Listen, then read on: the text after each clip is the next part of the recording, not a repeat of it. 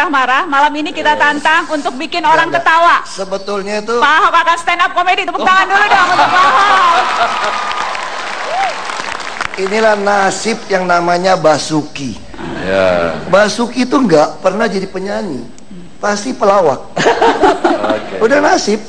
Saya kenapa pakai batik kayak pejabat? Saya masalah tuh saya suka lupa saya itu pejabat. Jadi sebetulnya saya ini orang yang sopan, tau nggak? Cuma karena kesopanan seorang pejabat itu beda dengan kesopanan lagi di nongkrong di warung kopi. Saya betul-betul lupa. Saya ingat banget waktu itu banjir tahun 2013 awal, Pak Jokowi suruh saya beresin tuh waduk Pluit tuh, karena tuh inti dari Jakarta nih, tengah nih. Pokoknya beresin waduk Pluit, jangan sampai damnya jebol. Kalau jebol bisa naik meninggal. Oke Pak, siap Pak. Terus pagi-pagi saya ngatur 1.200 orang mau pindah, mau ngerayu ke Marunda. Jadi di kantor lurah saya cek semua. Tiba-tiba ini jam 10 nih, sampai jam 10 tiba-tiba semua pegawai PNS itu panik, tau gak? Semua kayak panik, terus cepat-cepat turun ke bawah. Ada apa? Saya bilang, ada apa? Pak Wali Kota datang, Pak Wali Kota datang. Langsung saya juga ikut turun cepat-cepat ke bawah. Terus sampai di bawah, terus Pak Wali Kota lihat saya, dia pikir, waduh mau dimarahin Pak Wagub ini. Mohon maaf Pak, saya terlambat Pak, ada acara keluarga Pak. Terus kenapa mohon maaf sama saya ya? Pak Wagub, mohon maaf Pak. Iya, gue Wagub ya. Otak saya ini, tadi kadang kita politikus, kita ini kelamaan jadi pengusaha. Kalau dengar wali kota mah cepet-cepet disambut, takut kita. Ya malam ini saya pakai baju ini tuh supaya mengingatkan saya itu saya ini gubernur. Saya takut nanti depan Pak JK saya salah kepleset gimana? Gawat kan?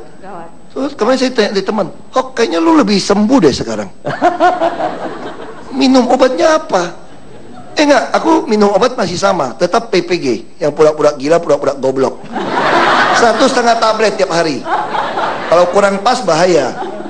Enggak, lu ada terapi apa? Kok kayaknya sekarang lebih inget kamu tuh gubernur gitu loh. Aku ketemu, dikirimin orang di BBM, kirimin video pendek bagaimana meningkatkan daya ingat. Gimana caranya? Coba waktu kecil kalau nakal diapain? Diginiin dari mak bapak lu kan. Jadi aku diajarin terapi, tiap hari pegang begini, turun naik supaya ingat, eling bahwa lu tuh pejabat. Ahok lu jangan macam-macam, dia masih gini terus naik terus. Nah makanya terapi ini lumayan loh ternyata loh. Saya jadi sekarang lebih gampang ingat dan gak gampang marah-marah sekarang. Contoh terakhir, saya kasih bukti. Saya itu suka Sabtu Minggu tuh belusukan. Kalau belusukan tiap hari nggak tahan. Kalau Pak Jokowi kan udah agak hitam, kalau gua repot. Ya kan? Saya bilang, Pak, permintaan Pak Jokowi pertanyaannya, kalau saya udah dilantik, kan beliau masih di kantor kan?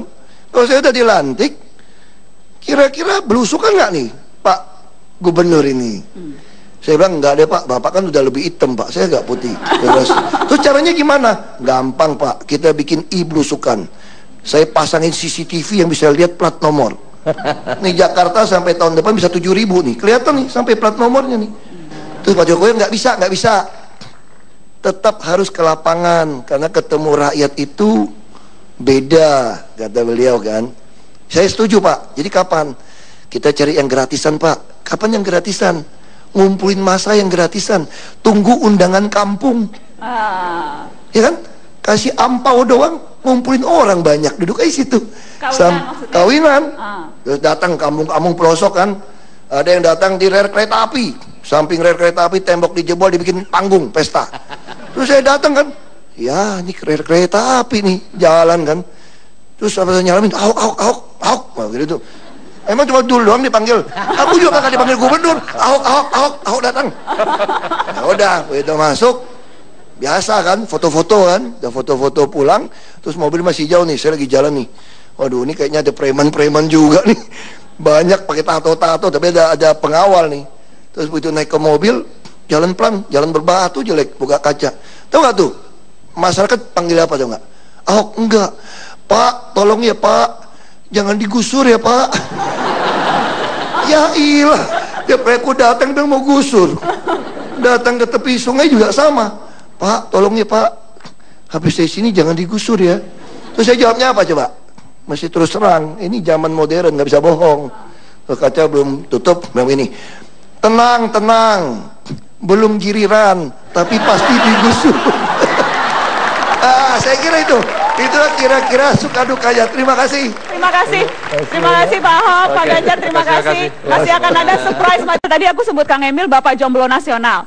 Karena kayaknya wali kota yang paling concern sama nasib para jomblo itu Kang Emil. Sampai bikin taman jomblo loh di Bandung. Gini, itu efektif nggak taman jomblo? Harus dibuktikan dulu. Di Bandung itu penduduknya kan 2,7 juta. 60% di bawah 40 tahun. Dan ini mewakili populasi Indonesia. Nah, secara statistik di bawah 40 tahun itu rata-rata statusnya memang single atau jomblo. Tapi jomblo itu nasib, kalau single itu pilihan. Jadi beda.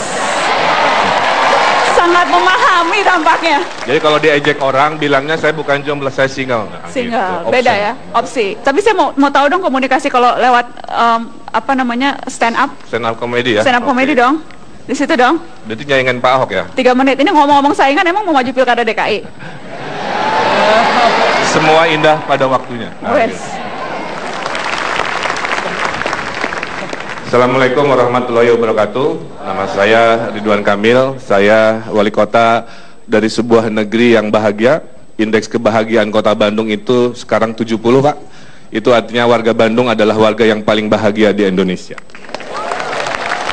Kotanya sangat romantis, tiap gerimis otomatis romantis, mojangnya garilis, sampai ada puisi yang mengatakan Bandung diciptakan saat Tuhan sedang tersenyum.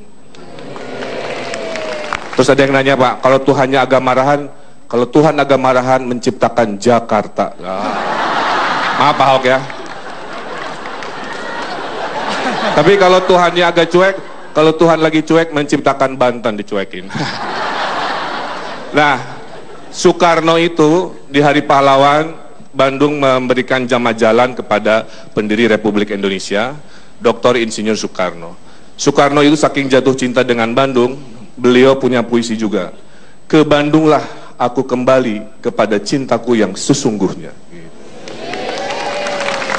Tapi kalau saya lain, ke Bandunglah aku kembali kepada mantan-mantanku yang sesungguhnya. Nah, di Bandung ini, Pak, tahun ini kami sedang mencoba meraih Piala Kebersihan Adipura yang 18 tahun tidak mampir di kota Bandung. Supaya nyambung dengan masyarakat, saya bikin poster. Buanglah sampah pada tempatnya, buanglah mantan pada temannya. Gitu. Nah, hati-hati buat yang adik-adik ya. Ini kan lagi musim reuni, ya, lagi musim reuni. Saya baca-baca di ensiklopedia, arti mantan itu alumni hati. Gitu. Karena alumni hati berbahaya karena suka ngajak reuni, gitu. Nah, ada di Bandung juga kita menggunakan kalimat-kalimat tadi untuk mengajak masyarakat berubah. Ada sebuah puisi di dinding ditulis, berakit-rakit ke hulu, berenang-renang kemudian. Mantanmu sudah ke penghulu, kenapa kamu masih sendirian? Gitu.